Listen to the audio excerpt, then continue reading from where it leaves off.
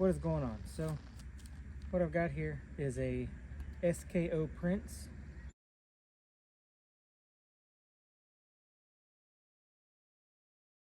Super Safety that I have installed in my PSA SBR lower with a PSA Saber 10.5-inch upper.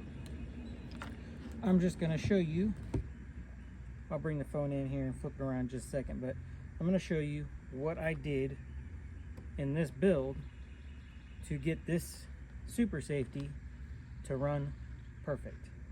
It was not a straight out of the box thing. I had to tweak the gun a little bit, nothing that was gonna affect anything other than cosmetically, but it is something that I have done 2 other Super Safeties for my cousin and my uncle, and basically had to do along the lines of the same thing. One of the parts is not necessarily needed. I just went ahead and got it because I found it for a pretty good deal, so I upgraded it. But I'm gonna bring the phone in, flip it around, I'm going to go over exactly what I had to do to get this rifle to run like it should with the Super Safety. And it's probably going to be this way on just about any other manufacturer's Super Safeties. A lot of this I found from going from different forums to several different YouTube videos, and just kind of gathering information from all of them.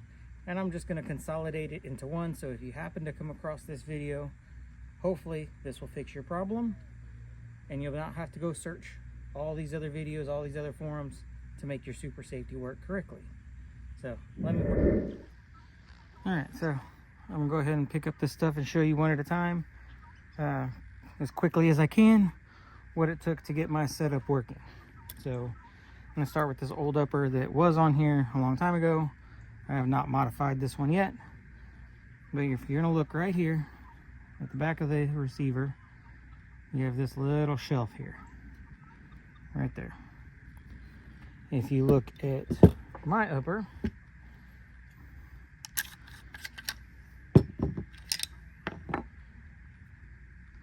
I have shaved just a hair off of the back. I did that with a 3/8 hand file, circular hand file. Just slowly did it, took off from material, just enough material that I could clear the lever right here when it was in the back position. So first of all, if you install your Super Safety, you charge it and your bolt gets stuck to the back, your problem is your bolt is getting hung up here.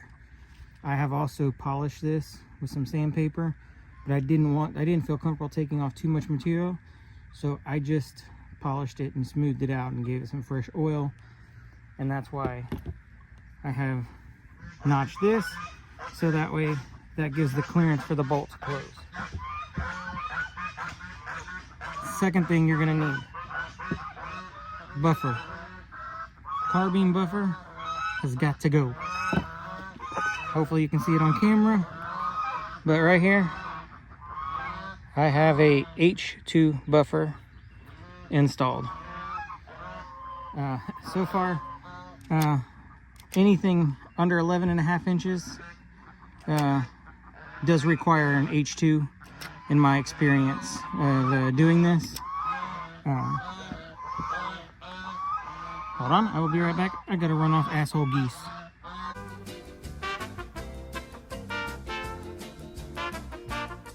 Sorry for that interruption. I'm back. So, like I said, H2 buffer is a must. Even with the adjustable gas system on this gun, I still require the H2 to function. That should be the 2 things that you need.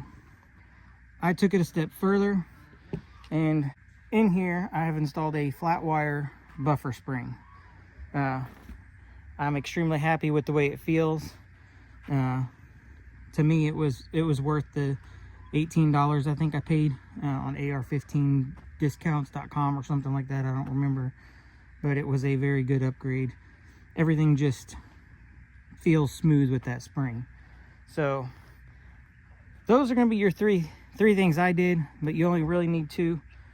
You're going to need to file that upper, an H2 buffer, and you might need to polish that a little bit. I also polished my Super Safety a little bit, just so it would move a little bit freer in here. You don't have to. I chose to. But other than that, those are the main necessities to get a Super Safety up and running, in my opinion, in my experience at least. There might be some weirder ones out there that have other issues, but for me, it was just the clearancing, which I had to clearance on all 3 guns that I have installed Super Safeties in.